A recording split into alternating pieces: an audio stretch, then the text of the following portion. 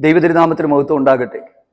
ഭൂതാത്മാക്കളിൽ നിന്നും പൈശാചിക ബന്ധനങ്ങളിൽ നിന്നും ദൈവം നൽകിയ വിടുതലുകൾ പിന്നീട് നഷ്ടപ്പെട്ടു പോകുവാൻ സാധ്യതയുണ്ടോ?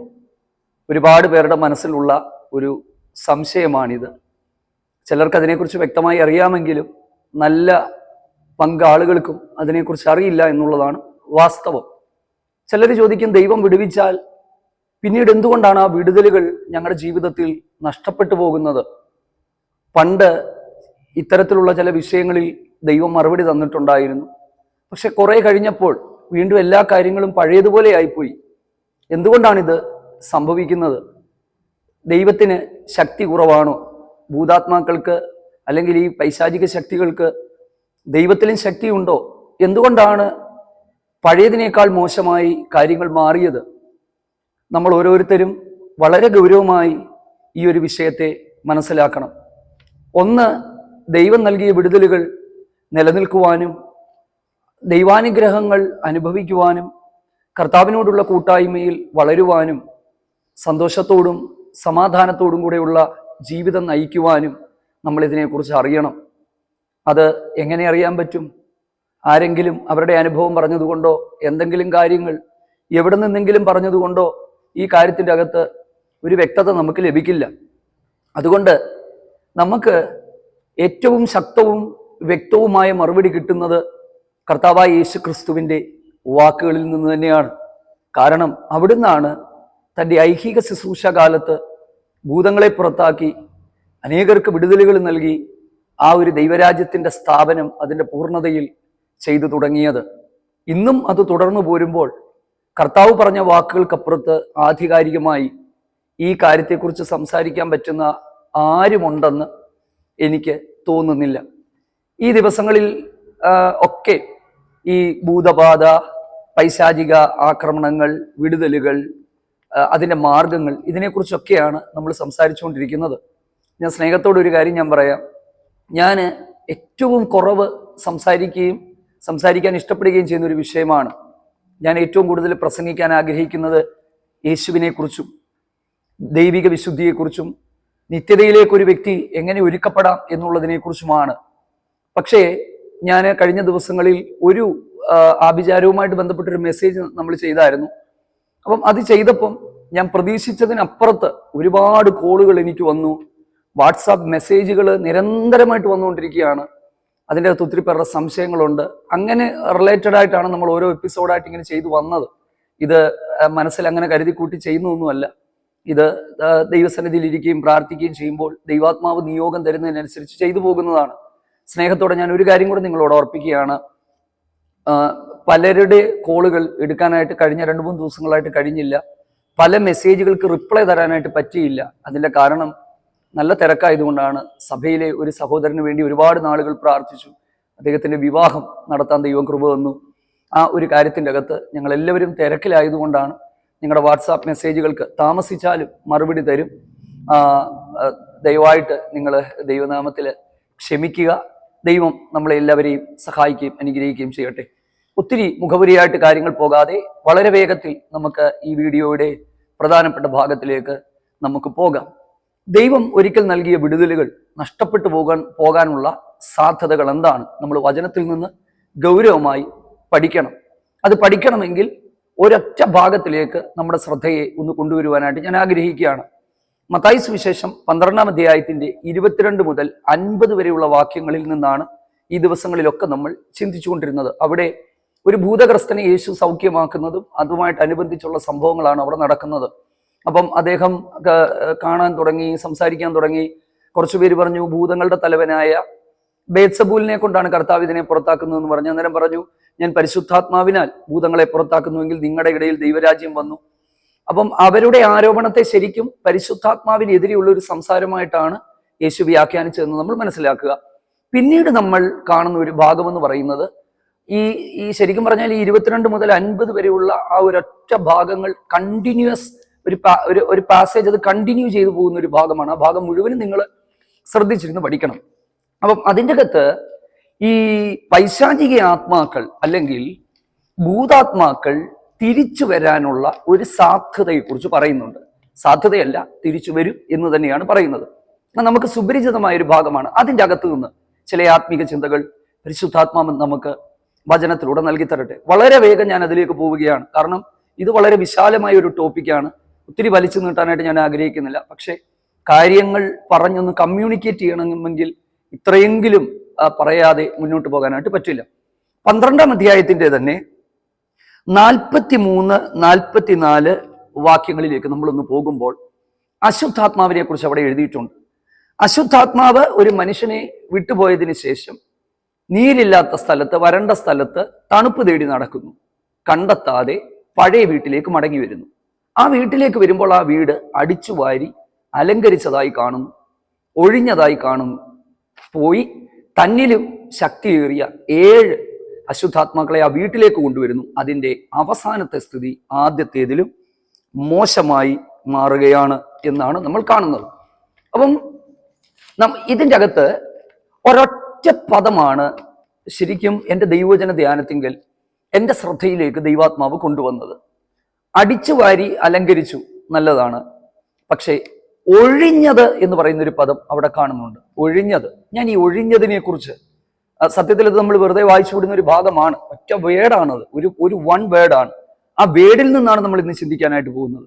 അപ്പം ഈ ഒഴിഞ്ഞത് എന്ന് പറയുന്ന ആ ഒരു പദത്തെക്കുറിച്ച് ഞാൻ വ്യത്യസ്തമായ ട്രാൻസ്ലേഷനുകളിൽ നോക്കിയപ്പോൾ പല പദപ്രയോഗങ്ങളാണ്. അതിൽ ഒന്ന് അൺഒക്കുപ്പൈഡ് എന്നാണ്. എൻ്റെ കൈകളിൽ ഇരിക്കുന്ന ഇംഗ്ലീഷ് ട്രാൻസ്ലേഷനിൽ unoccupied, it finds it unoccupied, swept and put in order. മറ്റൊരിടത്ത് എഴുതിയിരിക്കുന്നത് എംറ്റി എന്നാണ്. അപ്പൊ ശരിക്കും പറഞ്ഞാൽ അൺഒക്കുപ്പൈഡ്, എംറ്റി, ഈ പറയുന്ന ഒരു പദം വളരെ പ്രധാനപ്പെട്ട ഒരു പദമാണ്. ഈ ഒരൊറ്റ പദത്തിൽ നിന്നുകൊണ്ടാണ് നമ്മൾ ചിന്തിക്കുവാനായിട്ട് പോകുന്നത്. അപ്പം അത് നമ്മൾ മനസ്സിലാക്കണമെങ്കിൽ അശുദ്ധാത്മാക്കളുടെ സ്വഭാവം ആദ്യം നമ്മൾ മനസ്സിലാക്കണം. എന്താണ് അശുദ്ധാത്മാക്കളുടെ സ്വഭാവം? അശുദ്ധാത്മാക്കളുടെ സ്വഭാവം നമ്മൾ മനസ്സിലാക്കിയാലേ പറ്റൂ. അത് ഓരോ ദൈവ പൈതലും നമ്മുടെ സുഗമമായ ആത്മീക ജീവിതത്തിന്, സുസ്ഥിരമായ ആത്മീക വളർച്ചയ്ക്ക് ഈ ഒരു കാര്യത്തെ കൃത്യമായി മനസ്സിലാക്കണം. എന്താണ് പൈശാചിക ആത്മാക്കളുടെ സ്വഭാവം എന്നുള്ളത്? ഒന്ന്, ഇവിടെ നമ്മൾ കാണുന്നു, വിട്ടുപോയ വീട്ടിലേക്ക് തിരിച്ചു വരാൻ ശ്രമിക്കുന്നു. മനസ്സിലായി കാണുമെന്ന് ഞാൻ വിശ്വസിക്കുന്നു. 2, ഗദരദേശത്തെ ഭൂതഗ്രസ്തനിൽ നിന്ന് പുറത്താക്കരുതെന്ന്, ഞങ്ങളെ ഈ നാട്ടിൽ നിന്ന് പറഞ്ഞയക്കരുതെന്ന് ഏറിയൊന്ന് യേശുവിനോട് അപേക്ഷിച്ചു. ഞാൻ കഴിഞ്ഞ വീഡിയോയിൽ ഞാൻ ആ കാര്യം പറഞ്ഞു. പക്ഷെ ഇപ്പോൾ നമ്മൾ ഈ സംസാരിക്കുന്ന കാര്യവുമായിട്ട് റിലേറ്റഡ് ആയിട്ടാണ് ഞാനിത് നിങ്ങളുമായിട്ട് പങ്കുവെക്കുന്നത്. അപ്പൊ എന്താണ് ശരിക്കും അതിന്റെ അർത്ഥം എന്ന് പറയുന്നത്? ഞാൻ കഴിഞ്ഞ ദിവസം അത് പറഞ്ഞു എന്ന് തോന്നുന്നു. നമ്മൾ ഒരിക്കലും നമ്മുടെ വീട് വിട്ട്, നമ്മുടെ നാട് വിട്ട് പോകാൻ ആഗ്രഹിക്കില്ല. കാരണം ഞാൻ പിറന്നു വീണ ഒരു മണ്ണുണ്ട്. ആ മണ്ണിനോട് എനിക്കൊരു അറ്റാച്ച്മെന്റ് ഉണ്ട്. എവിടെ പോയാലും, ഏത് സ്ഥലത്ത് പോയാലും നമ്മുടെ ഉള്ളിൽ ആ സ്ഥലം കാണും. സെയിം കാര്യമാണിത്. ഈ പൈശാചിക ആത്മാക്കളെ സംബന്ധിച്ചിടത്തോളം അവയുടെ വാസസ്ഥലം, അവ കുടിയിരിക്കുന്ന സ്ഥലങ്ങൾ, അവ നാളുകളായി താമസിച്ചു പോരുന്ന സ്ഥലങ്ങൾ, വീടുകൾ, വ്യക്തികൾ, ഇങ്ങനെയുള്ള പുരാതനമായ ഇടങ്ങൾ, അവിടെ ആ സ്ഥലവുമായിട്ട് ഞാൻ പഠിച്ചപ്പോൾ എനിക്കൊരു കാര്യം മനസ്സിലായത്, ഇവയ്ക്ക് ഒരു പ്രത്യേക ഇഷ്ടമുണ്ട്. ആ സ്ഥലം വിട്ടുപോകാൻ അവർ ആഗ്രഹിക്കാറില്ല. അഥവാ പോയാലും തിരിച്ചു വരാനായിട്ടുള്ള ഒരു താല്പര്യം എപ്പോഴും അവയുടെ ഉള്ളത്തിൽ ഉണ്ടാകും. ഈ പറയുന്ന കാര്യം എൻ്റെ പ്രിയപ്പെട്ടവർ മനസ്സിലാക്കും എന്ന് വിശ്വസിക്കുന്നു. വൺസ് നമ്മൾ രക്ഷിക്കപ്പെട്ട് ദൈവകൃപയിലേക്ക് വന്ന്, പ്രാർത്ഥനയിലേക്ക് വന്ന്, ആരാധനയിലേക്ക് വന്ന്, സത്യത്തിലും ആത്മാവിലും ആരാധിച്ച്, വിശ്വാസ സ്നാനമൊക്കെ സ്വീകരിച്ച് ദൈവവൈതലായി ചില വിഷയങ്ങളിൽ വിടുതൽ ഏറ്റെടുത്ത് നമ്മൾ മുമ്പോട്ട് പോയാലും ഈ പുറത്താക്കപ്പെട്ടവ നമ്മിലേക്ക് വരാനുള്ള ചാൻസ് ഉണ്ട്, സാധ്യതയുണ്ട്. വരുമെന്നല്ല ഞാൻ പറഞ്ഞത്, സാധ്യതയുണ്ട്, വരാനുള്ള കാര്യമുണ്ട്. അതിലേക്ക് ഞാൻ വരാം. ഞാൻ വളരെ പുരാതനമായ ഒരുപാട് പ്രശ്നങ്ങളിലൂടെ കടന്നുപോയ ഒരു കുടുംബത്തിലുള്ള ഒരാളാണ്. ഞങ്ങളുടെ കുടുംബത്തിൽ ധാരാളം പ്രശ്നങ്ങൾ ഞങ്ങൾ ഈ മേഖലയിൽ അനുഭവിച്ചിട്ടുണ്ട്. കൃപയാൽ പ്രാർത്ഥിച്ചും ആത്മാവിൽ ആരാധിച്ചുമാണ് ദൈവിക വിടുതൽ അനുഭവിച്ച് ഇത്രത്തോളം എത്തിയത്.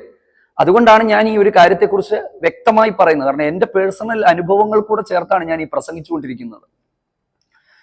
അപ്പം സ്റ്റിൽ ഇന്നും കർത്താവിൻ്റെ വേല ചെയ്യുമ്പോൾ, ദൈവിക വിടുതലുകൾ വെളിപ്പെടുമ്പോൾ ആ പഴയ വിഷയങ്ങൾ പൊങ്ങിവരും. സ്വപ്നത്തിലൂടെ, ദർശനത്തിലൂടെ ദൈവാത്മാവ് പണ്ടത്തെ വീട് അല്ലെങ്കിൽ പണ്ടത്തെ അനുഭവങ്ങൾ കാണിക്കും. സഡൻലി പ്രശ്നങ്ങൾ വീട്ടിലുണ്ടാകും. അങ്ങനെ പല കാര്യങ്ങളുണ്ടാകും. അപ്പം പ്രാർത്ഥിക്കും, ദൈവത്തിൽ ആശ്രയിക്കും, ദൈവകൃപയിൽ മുന്നോട്ട് പോകും. ദൈവം സ്നേഹവാനായിട്ട് ദൈവം ഇതെല്ലാം വെളിപ്പെടുത്തി തരും. ആ വിഷയത്തിൽ നിന്ന് ദൈവം വിടുതൽ തരും. അപ്പം എനിക്ക് മനസ്സിലായ ഒരു കാര്യമെന്ന് പറയുന്നത്, ഒരു ചാൻസ് ഉണ്ട്. അപ്പം ഞാൻ അത്രയും പറഞ്ഞുകൊണ്ട് ഞാൻ ആ ഭാഗം നിർത്തുകയാണ്. കാരണം ഇനിയും പറഞ്ഞാൽ ഒരുപാട് സമയം പോകും. അപ്പം ഇത് അശുദ്ധാത്മാക്കളുടെ, ഭൂതാത്മാക്കളുടെ ഒരു പൊതുവായ സ്വഭാവമാണ്. അപ്പം അശുദ്ധാത്മാവ് ഒരു മനുഷ്യനെ വിട്ട് പുറത്തു പോയാൽ യേശു പറഞ്ഞ കാര്യം എന്താണ്? തണുപ്പ് തേടി നീരില്ലാത്ത സ്ഥലങ്ങളിൽ അലയുന്നു എന്നാണ് എഴുതിയിരിക്കുന്നത്. മലയാളം വായിച്ചാൽ നമുക്കൊന്നും കിട്ടത്തില്ല. എന്താണ് ഈ തണുപ്പ് തേടി പോവുക എന്ന് പറയുന്നത്? ഇംഗ്ലീഷ് ബൈബിളിൽ എഴുതിയിരിക്കുന്നത്, it passes through waterless places seeking rest. Rest തേടി നടക്കുകയാണ് എന്ന് പറഞ്ഞാൽ ഒരു വീട്ടിൽ അതിരുന്നു, അല്ലെങ്കിൽ ഒരു വ്യക്തിയിൽ അതിരുന്നു, ഇനി അടുത്ത വ്യക്തി അന്വേഷിച്ച് നടക്കുകയാണ്.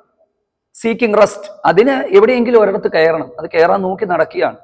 പക്ഷേ മറ്റൊരു കാര്യം എന്ന് പറയുന്നത്, it searches dry places, it passes through waterless area, ഇല്ലേ? അങ്ങനെയാണ് അവിടെ എഴുതിയിരിക്കുന്നത്. It passes through waterless places, വെള്ളമില്ലാത്ത സ്ഥലത്തൂടെ പോകുന്നു. അതിന്റെ അർത്ഥം എന്താണ്? ആക്ഷരികമായ ഒരു അർത്ഥത്തിൽ നമ്മൾ അതിനെ എടുത്താൽ നമ്മൾ പെട്ടെന്ന് ചിന്തിക്കുന്നത് ഈ പുറത്തു പോകുന്നത്, പിന്നെ വരൾച്ച ഇഷ്ടപ്പെടുന്നു, വെള്ളമില്ലാത്ത സ്ഥലത്തൂടെ പോകുന്നു എന്നുള്ളതാണ്.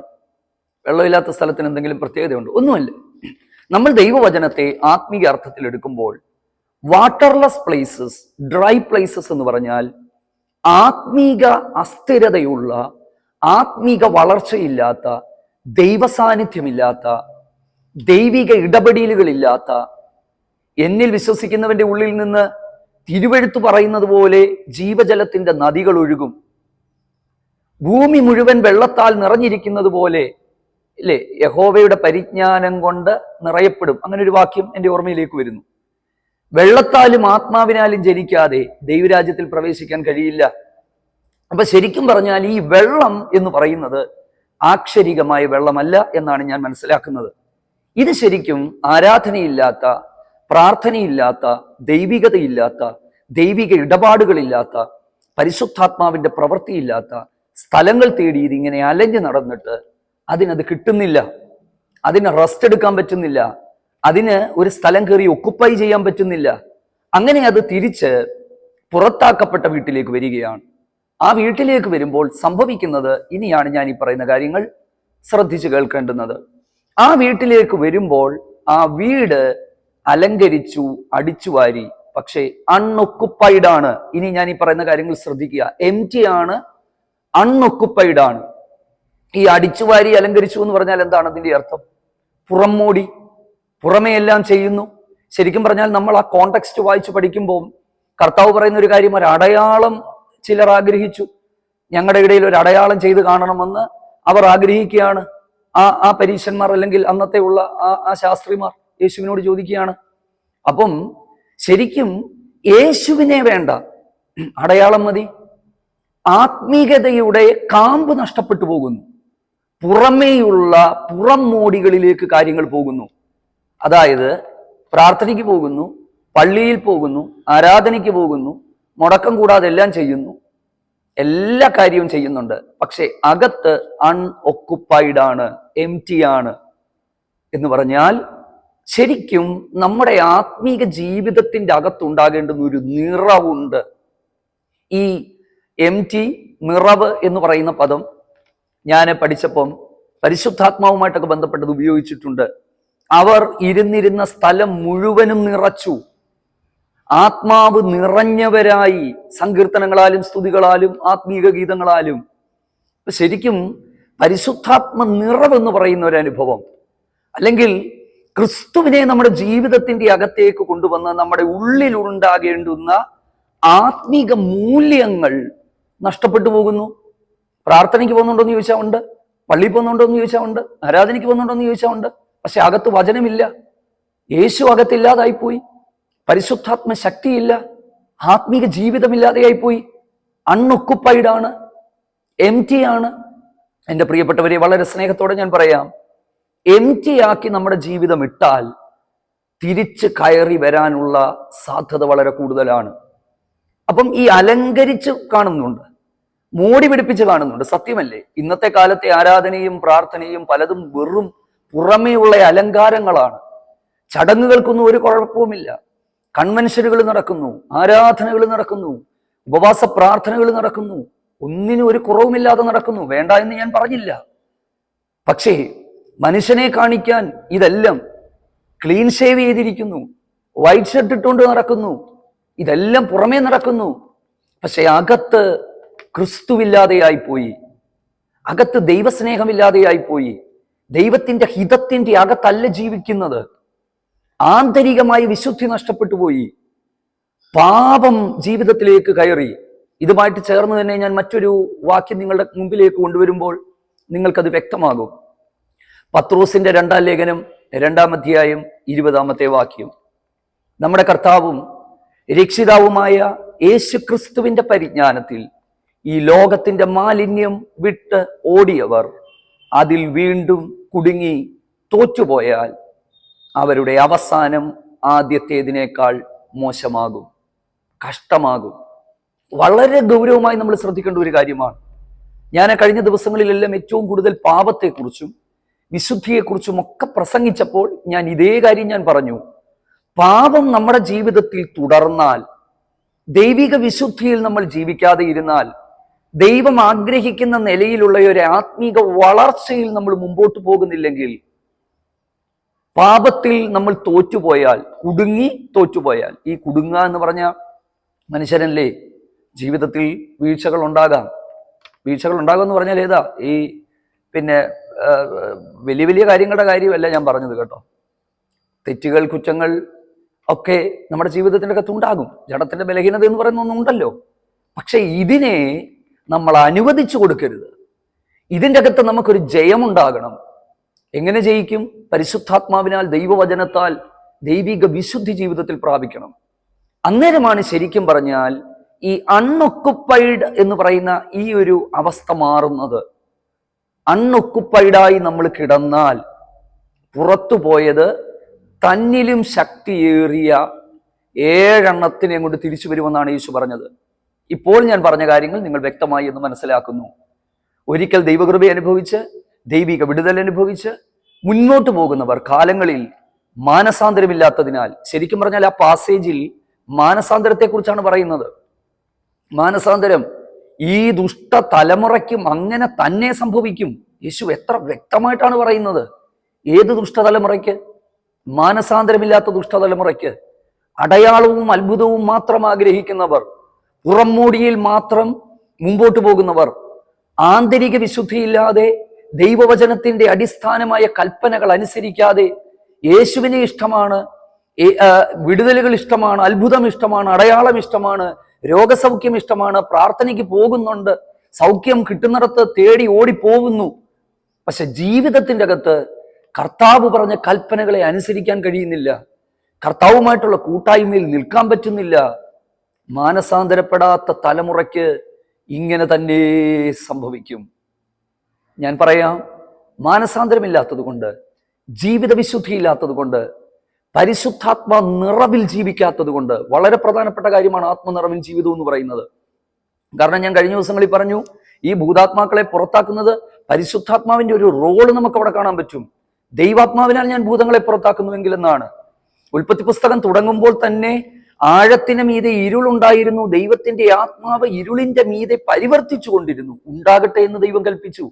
ശരിക്കും ദൈവത്തിന്റെ ആ ഒരു വാക്ക് ഉണ്ടാകട്ടെ എന്ന് പറയുന്നതിന് മുമ്പ് തന്നെ പരിശുദ്ധാത്മാവ് ഈ ആഴത്തിന്മേലുള്ള ഇരുളിന്റെ മീതെ പരിവർത്തിച്ചു തുടങ്ങി. എൻ്റെ പ്രിയപ്പെട്ടവരെ, പരിശുദ്ധാത്മ നിറവിൻ ജീവിതം നയിച്ച് മുമ്പോട്ട് പോകണം. അതിന് വിശുദ്ധി ആവശ്യമാണ്. ഈ പരിശുദ്ധാത്മാവ് എന്ന് പറയുന്നത് എന്താ? പരിശുദ്ധാത്മാവ് ഉണ്ടെങ്കിൽ അത് പരിശുദ്ധമാണ്. ഈവിൾ സ്പിരിറ്റ് എന്ന് പറഞ്ഞാൽ അശുദ്ധാത്മാവാണ്. വിശുദ്ധ ജീവിതത്തിൽ മാത്രമേ ഇതിനെ ജയിക്കാൻ കഴിയുകയുള്ളൂ. ആഴമായ വിശുദ്ധിയിലേക്ക് നമ്മൾ മുമ്പോട്ട് പോകേണ്ടത് ഏറ്റവും അനിവാര്യമായ കാര്യമാണ്. ഇനി അടുത്തത്, ഇതുമായിട്ട് ബന്ധപ്പെട്ട് തന്നെ നമ്മൾ മനസ്സിലാക്കേണ്ട ഒരു കാര്യമുണ്ട്. ഭൂതാത്മാക്കൾ ദൈവഹിതത്തിനായി ഉപയോഗിക്കപ്പെടുന്നുണ്ട്. അതിനെക്കുറിച്ച് ഞാൻ അടുത്ത ദിവസങ്ങളിൽ പറയാം. യഹോവയുടെ പക്കൽ നിന്ന് ഒരു ദുരാത്മാവ് ശൗലിന്റെ മേൽ വന്നു എന്ന് എഴുതിയിട്ടുണ്ട്. യഹോശാബാത്ത് എന്ന് പറയുന്ന രാജാവിനെ വശീകരിക്കുവാനായി പ്രവാചകന്മാരുടെ വായിൽ ബോഷ്കിന്റെ ദൂതുമായി വെളിപ്പെട്ട പൈശാചിക ആത്മാക്കളുണ്ട്. അതെന്തുകൊണ്ടാണ് സംഭവിച്ചത്? മാനസാന്തരമില്ലാതെ കാലങ്ങളിൽ മുമ്പോട്ട് പോയപ്പോൾ ദൈവം ചിലത് അനുവദിച്ചു കൊടുക്കുകയാണ്. എൻ്റെ പ്രിയപ്പെട്ടവരെ, ഞാൻ ഈ പറഞ്ഞ കാര്യങ്ങൾ വളരെ ഗൗരവമായി എടുക്കണം. നമ്മൾ ഇതിനോട് എതിർത്ത് നിന്നെങ്കിൽ മാത്രമേ പറ്റത്തുള്ളൂ. ഈ തിരിച്ചു വരാൻ ഒരു ടെൻഡൻസി ഉള്ളത് കൊണ്ടാണ് എതിർത്ത് നിൽക്കണമെന്ന് പറയുന്നത്. എങ്ങനെ എതിർത്ത് നിൽക്കണം? ലോകത്തിൽ നിങ്ങളുടെ സഹോദരവർഗത്തിനൊക്കെയും ആ വക കഷ്ടത പൂർത്തിയായി വരുന്നത് കൊണ്ട് വിശ്വാസത്തിൽ സ്ഥിരതയുള്ളവരായി അവനോട് എതിർത്ത് നിൽക്കുക. വിശ്വാസത്തിൽ സ്ഥിരത വേണം, ആത്മീക ജീവിതത്തിൽ സ്ഥിരത വേണം. യാക്കോബിന്റെ ലേഖനത്തിൽ എഴുതിയിരിക്കുന്നത് ദൈവത്തിന് കീഴടങ്ങുവീൻ, പിശാചിനോട് എതിർത്ത് നിൽപ്പീൻ. ദൈവത്തിന് കീഴടങ്ങണം, എന്നിട്ട് എതിർത്ത് നിൽക്കണം. അപ്പം ദൈവത്തിന് കീഴടങ്ങണമെങ്കിൽ വചനമനുസരിക്കണം. പ്രിയപ്പെട്ടവരെ, ഞാൻ വാക്കുകളെ ഇവിടെ ഉപസംഹരിക്കുകയാണ്. സമയം ധാരാളം മുമ്പോട്ട് പോയല്ലോ. ഞാൻ തീർച്ചയായിട്ടും ചിന്തിക്കുന്നു ഈ സന്ദേശം നിങ്ങൾക്ക് അനുഗ്രഹമാണെന്ന്. ആരെയും വേദനപ്പെടുത്താനോ മുറിവേൽപ്പിക്കാനോ ഒന്നുമല്ല. നമ്മൾ ഈ സത്യമായ കാര്യങ്ങൾ മനസ്സിലാക്കണം. പരമാവധി മറകളില്ലാതെ നിങ്ങളുമായിട്ട് തുറന്ന് സംസാരിക്കാനായിട്ടാണ് എപ്പോഴും ആഗ്രഹിക്കുന്നത്. തീർച്ചയായിട്ടും നിങ്ങളുടെ പ്രാർത്ഥനയിൽ ഞങ്ങളെയും ഉൾപ്പെടുത്തണമേ. നമുക്കൊരുമിച്ച് ആത്മീയമായി വളർന്ന് ദൈവം നമ്മളെക്കുറിച്ചൊക്കെ ഉദ്ദേശിക്കുന്ന നിലവാരത്തിൽ നമുക്കെല്ലാവർക്കും മുമ്പോട്ട് പോകാം. ആമേൻ. God bless U.